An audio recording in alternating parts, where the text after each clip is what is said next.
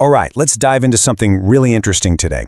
Those little habits people have that are supposed to make them sound smart, but, well, they actually do the exact opposite. We're talking about intellectual ego traps, and we're going to learn how to spot them, not just in other people, but maybe, just maybe, in ourselves too. Oh yeah, you know you have. We've all been there, right? That person in a meeting or at a party who just has to dominate the conversation. But it's not with real, genuine insight. It's more like a performance of intelligence. It's super common, and today we're going to break down what's really going on behind that curtain. So here's our game plan for this little explainer. First, we'll talk about something called the smartness trap.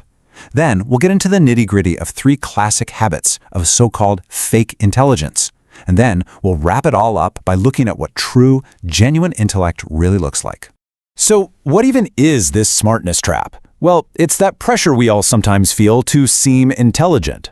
And when that pressure gets to us, we can start focusing way more on how we're coming across than on, actually understanding something or connecting with people. It's all about performance over presence, and it's usually driven by that little voice in our head that's worried we're not going to measure up. And this whole thing leads to what we're calling the illusion of intellect. It's basically a collection of behaviors that, they might look impressive from a distance, but when you get up close, you realize they're just defense mechanisms. They're all about hiding a fear of not being smart enough. So let's get into the first big one. First up, we have an absolute classic, the overexplainer. Oh, you know this person. You ask them a simple, straightforward question, and what you get back is a 10-minute monologue. The behavior is just unmistakable. They'll take a perfectly simple idea and just bury it. They pile on mountains of jargon, tons of irrelevant details, and these long, winding tangents. You start to realize, wait a minute, their goal isn't to make things clear, it's to overwhelm you with information. And this is where it gets really fascinating, right? Here's the gap between what they think they're doing and what's actually happening. They think they're showing off their deep expertise and confidence, but what they're really exposing is a deep fear of being challenged. Because really, if you can't explain something simply, it usually means you don't fully understand it at its core. So you have to see it for what it is. It's a smokescreen. It's a verbal fog machine. They're using this flood of words to build a protective wall around their own uncertainty, and they're just hoping that nobody notices they never actually answered the question. Okay, our next habit really builds on this whole idea of insecurity. Let's talk about the constant debater. This is the person who seems to think every single conversation is a gladiator match for intellectual dominance. For them, everything is a fight. They're not actually listening to understand where you're coming from. Nope, they're listening for one thing and one thing only, a weak spot. Their goal is never to explore an idea with you, it's to tear down your argument piece by piece and prove that you're wrong. And this just points to a huge misunderstanding on their part.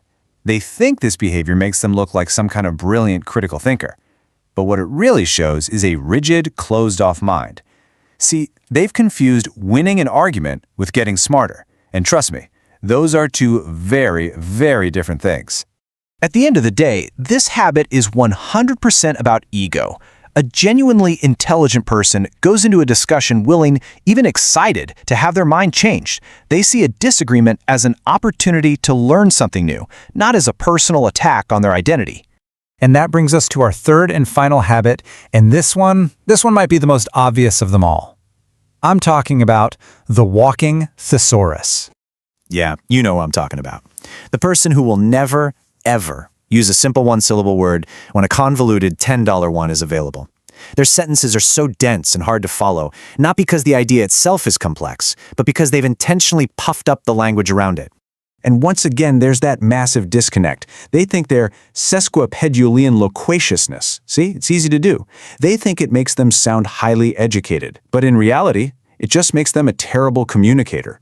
What they're really doing is using complexity as a shield to intimidate people and keep them from asking any tough questions. I want you to remember this.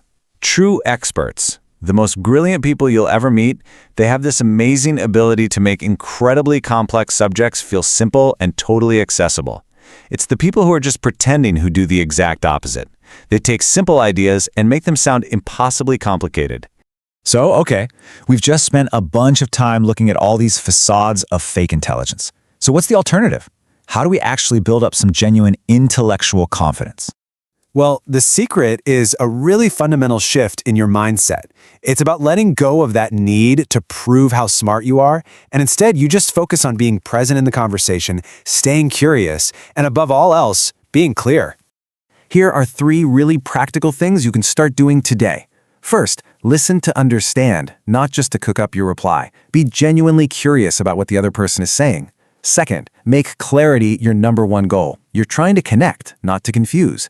And third, and this one is huge, get really, really comfortable with saying the 3 magic words, I don't know.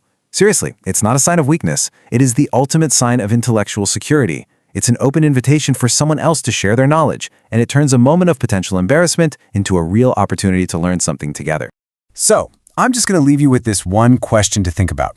As you go through your day, in your conversations, at work, with your family, what's your real goal? Are you trying to impress people with everything you know? Or are you trying to genuinely connect with them through a shared understanding?